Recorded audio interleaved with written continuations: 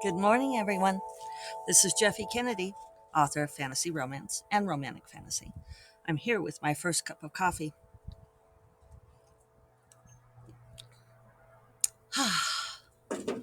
So it's been a thing. Uh, I had a great weekend. Kind of finished off with a bang. Oh, I should say Monday. Today, Monday. Blah blah blah. It is Monday, May 2nd. We are fully into the merry month of May, which means sexy things for those of you who know. We won't get into it, even though we are hardly PG here at First Cup of Coffee. Uh, yeah, whatever. I did get the secret garden cleaned up. If you're on video, you could see it's looking much better. I did not quite finish the vine behind me. That needs yet to be done. You might be able to see that I have the hummingbird feeder up. I've actually spotted hummingbirds. So nice to have them back again. Um, and everything is leafing out. In cleaning up the yard yesterday, the garden, I got a really nice surprise. And I don't know if I mentioned it here on the show last fall, but I was looking back at old pictures of our garden in Laramie and Wyoming, where we lived for 20 years. And we had had this beautiful bleeding heart by the front door of the first house we bought together. And it was in the shade, um, east facing, and it was gorgeous. It was like a couple feet tall. And I don't know, I might have seen one in someone else's garden, but it reminded me. I was like, oh, I love that bleeding heart. I wonder if I could grow it in Santa Fe. So a little bit of background on this is I do love to garden. You guys probably know that already. Although this was here when we bought the house. It is, however, changed over enough that I think I can start taking some credit for it. But I've always really loved to garden. And we had two different houses in Laramie, uh, where we really created some neat gardening type stuff. We put in ponds and waterfalls, and my garden at one of them, the first house with which had the great bleeding heart, was actually on the town's garden tour one year, which is not a fantastic accomplishment, probably because it was a small town, but I was proud. I was proud, and I took flowers and plants to the garden show and won prizes. So there you go. My grandmother loved to garden, and my mom says it skips a generation. That's her excuse. Although my mom loves to do potted plants, and she's amazing at design. And I just splashed my coffee everywhere. That's not good. It's a Monday. Somebody has a case on the Mondays. So um, last fall, I thought, well, oh, I should. This was the other bit of backstory, is that when we moved to Santa Fe, I thought, oh, it's going to be so much easier to garden there because we always joked about gardening in Laramie as being an exercise in building character because the environment is just really very harsh. It's high altitude and it's cold a whole lot of the year. We had a shorter growing season than Fairbanks, Alaska. That was a great detail to share with visitors. Uh, One of my friends, a poet, had a chapbook of poetry that was entitled "Hope in Zone 4" because we were the uh, Zone 4, which was we were like teetering on the edge of Zone 3, and maybe not even that sometimes, but that summed it up. I thought that was a great title, "Hope in Zone 4." Can't remember her name right now. You could probably look it up. Alice? Oh well. So when we moved to Santa Fe, I thought, here is my chance. I will be able to garden without having to build so much character. And it's interesting because, yes, in some ways it's easier. The growing season's much longer. There's the warmth. Uh, Water becomes a big thing, and it's too hot for some things. But anyway, last fall I thought, I wonder if I could grow bleeding hearts here. So I got three bare root plants, and I planted them at three different locations of the garden. And yesterday, and promptly forgot about it. That's one thing about gardening is, are there gardeners out there who like remember absolutely everything they plant? This is an interesting corollary to the fact that as a writer, I consider myself to be a gardener. Um, and I totally don't remember everything I plant until it grows and pops up. So yesterday, as I was cleaning things out, I found a little bleeding heart, and it was already starting to bloom. So I'll put a photo of that because I know you're dying to see. And then I was like, okay, where did I plant the other ones? And I found one other right behind me, and it's also about to bloom. And the other one I think is under the crabapple. I'm gonna have to go look for it. Um, for a while, I did have these markers, like these copper markers that you could um, use a special pen to mark things on. Um, it it didn't last. The garden doesn't love having things really neatly laid out. At least mine doesn't. Um, One of my friends in Laramie, who was also a writer and was also a gardener, we shared a great deal that way. She said that she had read an interesting study on that people with really well ordered gardens tend to have well ordered gardens because they have more chaotic lives, and people with really organized lives have more chaotic gardens. Um, Behold my chaotic garden. She always thought that was really funny. That I was like, I never know where I've planted things, and some things don't come back. I mean, that's the thing about Santa Fe. Um, we Things just don't always overwinter. Rodents, dryness. Sometimes it gets really cold. But we had a lot of things over winter this year. Um, so yeah, and the lilacs are starting to bloom. You probably can't see it very well, but I'll turn the video in case you are on video. You can see that the lilacs are starting to pop.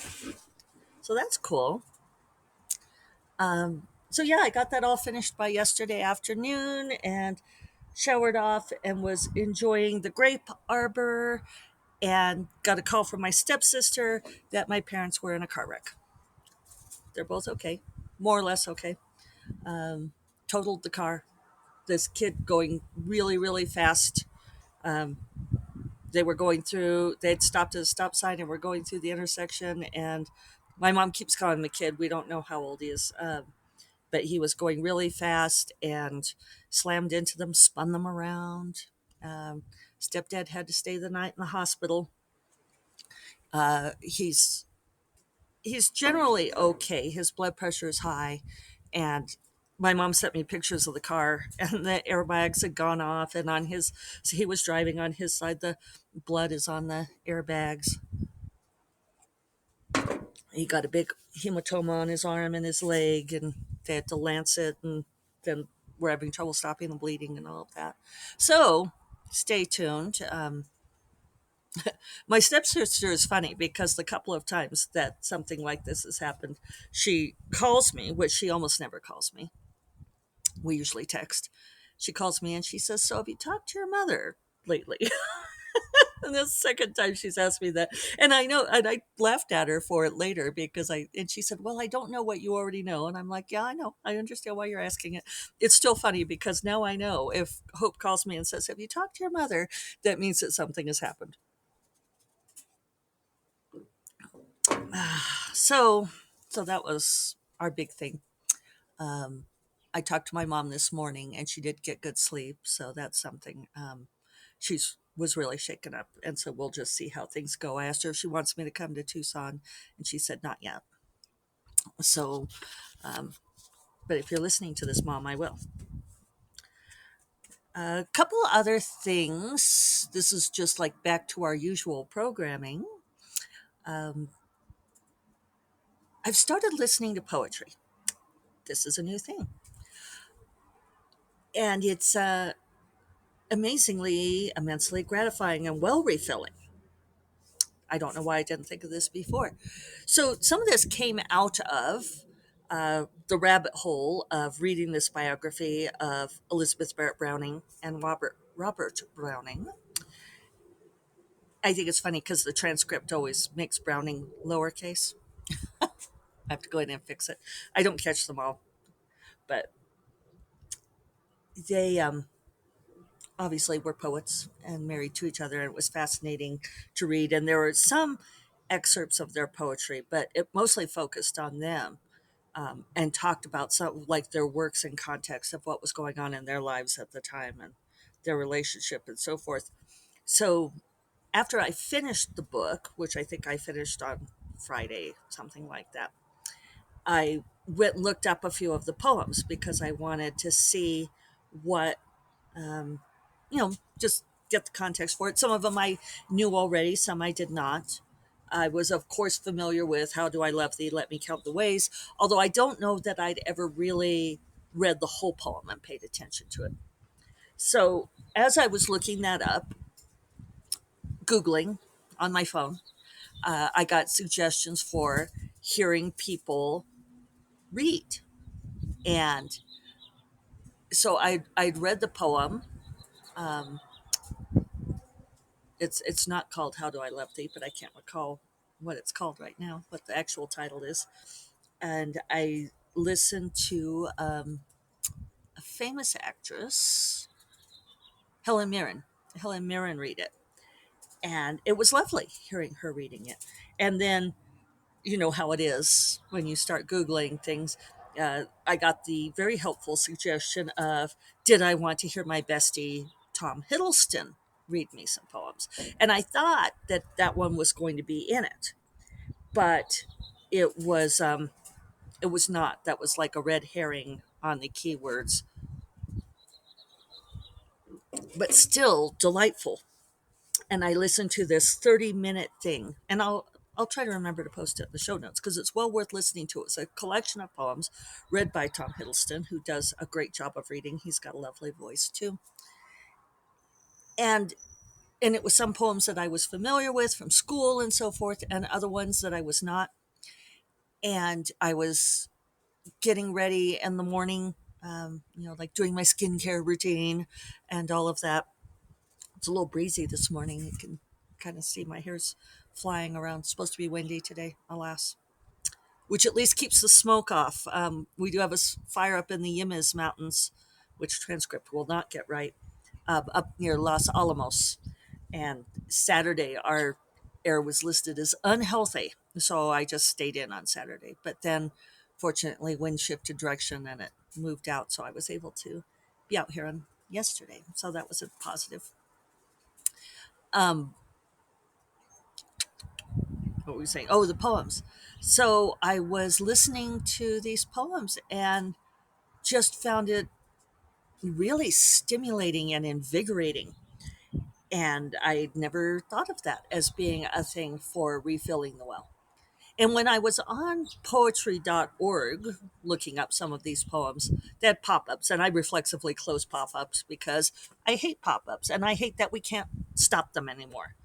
But they did ask me if I wanted to receive a poem a day in the email. And I, like said no right as I was reflexively closing their fucking pop up. And now I kind of think maybe I do want that. It would be interesting. One thing about poems is, and you guys probably learned this in school too, that they're almost always better read aloud.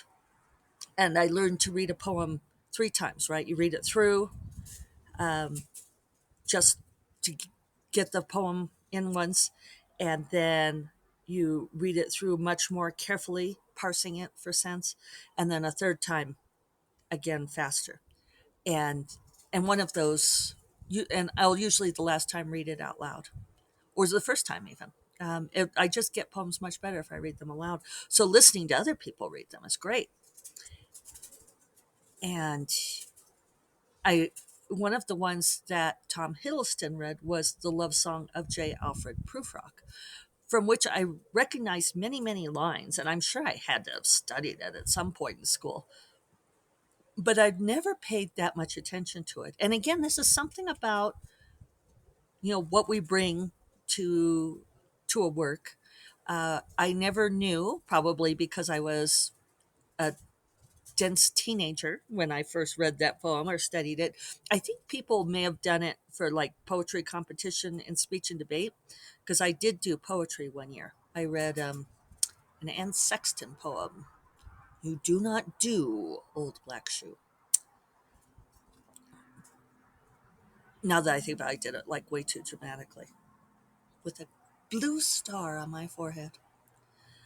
Anyway, I'm sure people did J. Alfred Prufrock, Love Song of,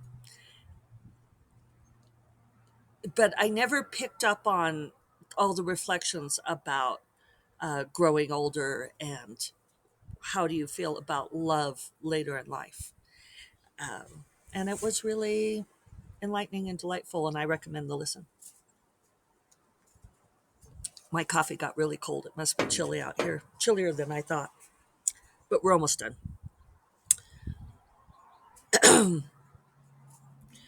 So we watched another episode of Winning Time, the LA Lakers story last night, and also another episode of Julia about Julia Child, which I think I've also recommend. Enjoying both of those shows very, very much. In the episode last night, there is this point at which they're talking about how basketball is only a game, and Jason Segel, who plays Paul Westfield, says, why are we even doing this? It's only a game. And the older man, one of the team managers, starts talking about when he was a young man. And he says he graduated from high school on Monday, married his sweetheart on Tuesday, and shipped off to the Navy on Wednesday night. So he has to be referring to World War II, I would think. And he says, here they were, a bunch of kids on this boat, and on like once a week they would stream a game, baseball, basketball, football, whatever, and they would all watch this game and become totally involved in it. And he said here they were in this life and death situation, and yes, it was only a game, but it was also this much needed distraction.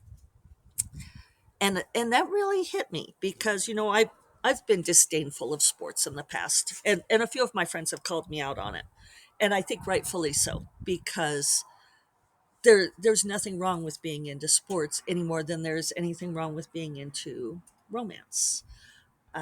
It is not, I don't want to say it's a distraction. It is something that allows us to look away a little bit from the very difficult things we're dealing with. And there's just I think there are people who want to make us feel that there's something bad about that, and there just isn't. Apparently this woman, and I don't know who she was, but she tweeted something a couple of weeks ago saying she even started saying, I'm probably going to get in trouble with this for this, which if you start your tweet saying that, you should probably seriously reconsider whether you really want to tweet it. But she said, how can any of you be reading fiction at a time like this? We all need to be reading nonfiction so we can understand what's going on. There are always these people in the world. And apparently, she later deleted the tweet after getting thoroughly shouted down. But, these people who think that you have to be totally focused on the brutal reality of the moment, um, you don't, especially when we now have the curse and blessing of being able to know all of these things that are going on around the world. There isn't an escape from it unless you give yourself the escape. And so my permission wand is inside, but I shall wave it nonetheless in absentia. uh, you do not have to watch the news, you do not have to read nonfiction to understand what's going on. You can watch your sportsings games. You can read your escapist romances. You can listen to Tom Hiddleston read you poetry. because all that you can control is right here, right? Your internal environment. So you do what you need to do um, to create your own zone of happiness, because then that gives you the energy. It refills that well, and it enables you to go out there and then make changes in the world. And on that note, I will talk to you all tomorrow. Take care. Bye bye.